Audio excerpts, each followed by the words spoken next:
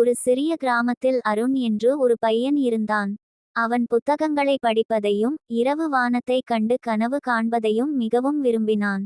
ஒவ்வொரு இரவும் தூங்கப் போகும்போது ஒருநாள் நான் நட்சத்திரங்களுக்குள் போவேன் என்று நினைப்பான்.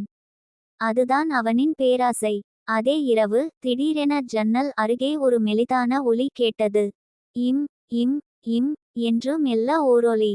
அருண் ஆச்சரியமாக எழுந்து ஜன்னலுக்கு நெருங்கினான். மெதுவாக ஜன்னலை திறந்தான்.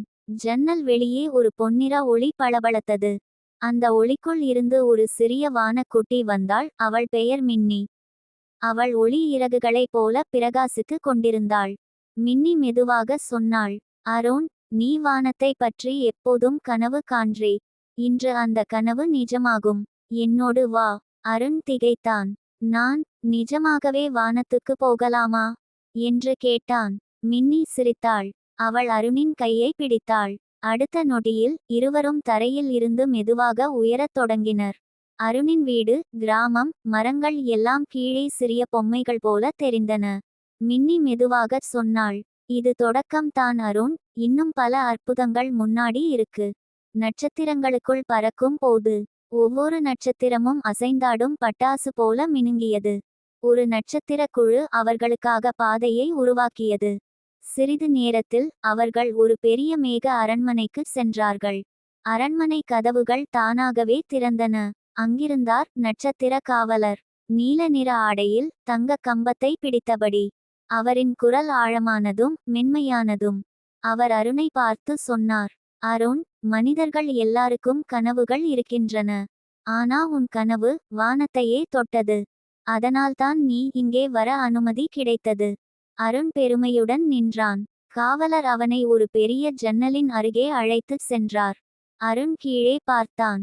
அந்த ஜன்னல் வழியாக பூமி ஒரு பெரிய நீலப்பந்து போல மெதுவாக சுழன்று கொண்டிருந்தது. காவலர் சொன்னார், ஒரு நல்ல மனம், ஒரு நல்ல செயல். அவை எல்லாம் நட்சத்திர ஒளியாக வானத்தில் தோன்றும்.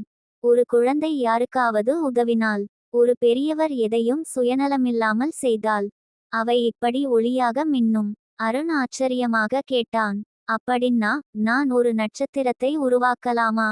காவலர் அன்புடன் சிரித்தார். அவர் ஒரு சிறிய ஒளிக்கல்லை அருணின் கையில் வைத்தார். உன் நல்ல செயல்களால் இது ஒருநாள் பிரகாசிக்கும்.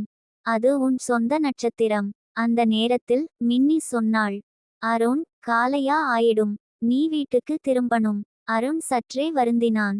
ஆனால் அந்த ஒளிக்கல்லை கையில் இறுக பிடித்து கொண்டான். மெல்ல, மெதுவாக அவர்கள் மீண்டும் பூமிக்கு திரும்பினர். அருணின் அறை, அவன் படுக்கை, எல்லாம் அருகில் தெரிந்தது. காலை வெயில் ஜன்னல் வழியாக படுத்தது. அருண் மெதுவாக கண்களை திறந்தான். அது கனவா, உண்மையா? அவனுக்கே புரியவில்லை. ஆனா அவன் கையில் இருந்த அந்த சிறிய பொன்னிற ஒளிக்கல் மெல்ல மின்னிக் கொண்டிருந்தது. அது உண்மை என்பதை சொன்னது. அருண் சிரித்தான். அவனுக்கு தெரிந்தது, நல்ல